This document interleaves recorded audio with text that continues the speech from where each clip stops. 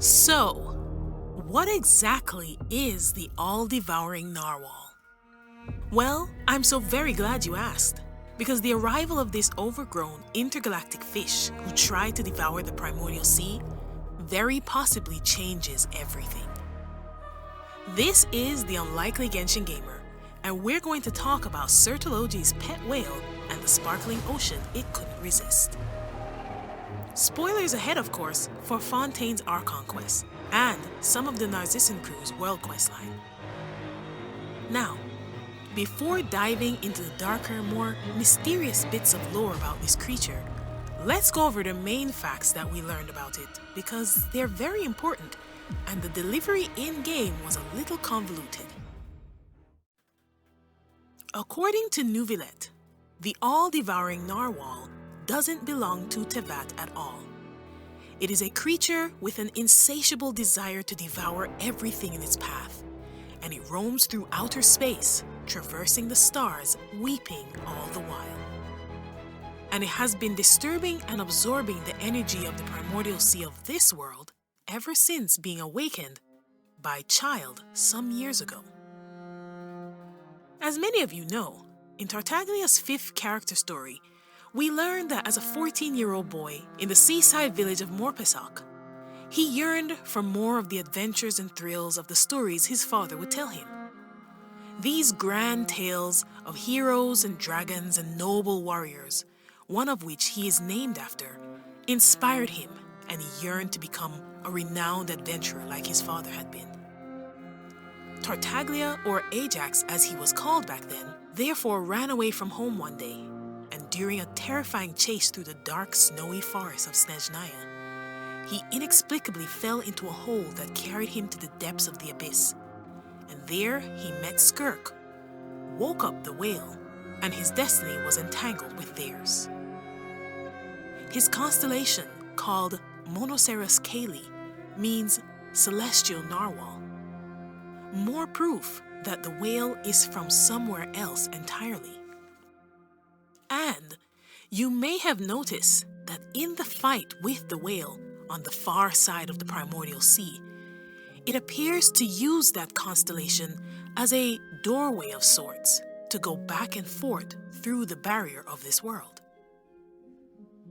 So after that dark, secretive incident, the water levels in Fontaine began to rise in earnest, quickly covering more and more locations, like the spot by the harbor in Fontaine, where Linny and Lynette used to play. With the reason for this being the changing energy levels of the Primordial Sea, which would have caused the ocean level to grow far more unstable. But how does this happen, you may ask? If the whale was consuming the sea, wouldn't the levels have fallen? To further explain this phenomenon, we'll have to talk a bit about what exactly the Primordial Sea is. To put it simply, it is the source of Teyvat's hydro energies and also its original source of life, although this title is closely intertwined with Dendro. There is a legend among the Hydro Bishops that says that the first life to move onto dry land evolved with vessels to contain primordial water in their bodies as a way to sustain themselves, and that this was the precursor to actual blood in blood vessels. Therefore, the Hydro Dragon Sovereign, whose domain was the Primordial Sea, was known as the beating heart that commanded that sea and the life that came from it. This is why Nuvilet, when restored to his full dragonhood, can again fully control that sea, so much so as to allow him to turn the primordial seawater in the Fontainians' bodies to real blood. The Primordial Sea is also the direct source of the first Hydro Archon Egeria. After the dragons were subdued, one of the Primordial One's shades, the Shade of Life, created Egeria as a new beating heart from the Primordial Sea, and bestowed her with nobility like a dragon, but not a dragon's form. It should be noted that even though he appears human, Nuvilet's form is still that of a dragon, which can be seen when he is fully powered. He is, after all, a Bishop who has selectively evolved to look like a human. He, in fact, is not human. Egeria also did not receive the level of authority that the Hydro Dragon had of the primordial waters. So, when she decided to use the sea's power to create humans, she both lacked the ability to finish the transformation like Nuvilet could, and she angered the heavenly principles by overstepping her authority.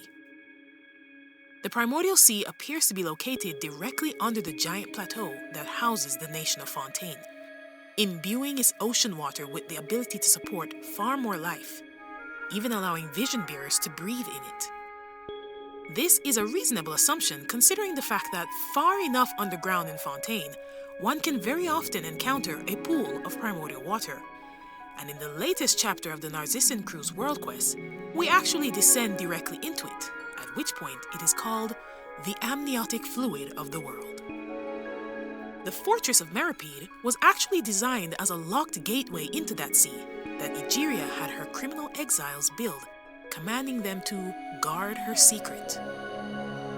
In addition to all this, Fontaine is known as the source of all water in Teyvat, so the actual source of all hydro must be here as well. So tampering with the world's hydro source, quite simply, terribly damages Teyvat's water supply entirely. In fact, Narzissenkreuz implied that had the event not been averted, after the initial flooding, then terrible drought would have ensued instead. As you can see, the Primordial Sea is very, very important. Which brings us back to the whale and Fontaine's flooding problem. The all-devouring narwhal is more than the greedy, problematic pet that Skirk made it out to be. That sort of nonchalant assessment of the beast can only be taken by someone who essentially resides between worlds, because the all-devouring narwhal can destroy worlds, so it's not a joke. And it very nearly destroyed Teyvat, not just Fontaine. You see, first Mona says that the prophecy of the flood concerns the entire world of Teyvat. The description for the new battle memory states that the battle against the beasts from another world was the intersection point for this world's fate. And lastly, as I briefly mentioned, a little-known source of corroborating information about the prophecy is Narzissenkreuz, or René de Petrichor, whose radical ideas about how to survive the apocalypse saw him ostracized by most of his colleagues. He had this to say about the fate of the world that he saw. Yes, hatred shall not fill me. I know that you have not seen the sights that I have, and that is why you wish to stop me. The star beast shall drink the amniotic fluid of the world dry. 100 years from then, all life on this surface shall be wiped away. I will surely return to save all souls. 10 years, even 100 years may pass, but I shall be reborn as a new universe. He later explains that the reason his world formula, which had accurately predicted both the timing and methodology of the apocalypse of the world, had now proven wrong, was because of the introduction of a brand new variable into the equation, which was the Traveler, a primordial human. Interestingly, the fact that he was able to deduce a working formula for the end of the world implies that there is indeed a repeating, cyclical pattern to the destruction and then creation of the world of Teyvat. After all mathematical calculations and theories require the presence of a pattern to extrapolate from. But either way, multiple sources have implied that the destruction that the all-devouring narwhal was about to bring was not confined to Fontaine. What did happen to Fontaine is that his hydro energies were aggravated by first the whale's greedy devouring of the Primordial Sea, and then by having those energies stripped away and given back to the planet by Nuvilet. This caused the seas closest to the catastrophe to be thrown into turmoil. But this didn't last long, as the waters soon overflowed that grand waterfall and the primordial component receded back to where it was supposed to be. And no one was dissolved in the interim, thanks to Nuvilet. Thus, the apocalypse was averted, seemingly completely, which could mean that this samsara is officially in uncharted waters. The pattern has been broken, and there's no telling what will happen next. I anticipate that Dainsleif is going to have some interesting things to say about this situation when we see him again. After all, the world order of Teyvat, as established by the heavenly principles, is changing rapidly. Most notably, of course, is the reascension of a dragon sovereign who has wasted no time at all overturning laws that the heavenly principles put in place. And the 7 has become the 6. This last string of both Archon and World Quest are so jam-packed with information that my mind feels as though it's on overdrive. Suffice to say, more videos are coming up in the near future. If you enjoyed this and would like to check out that new content when it drops, consider sharing and subscribing. I really appreciate it. Thanks for watching, and I'll see you in the next video.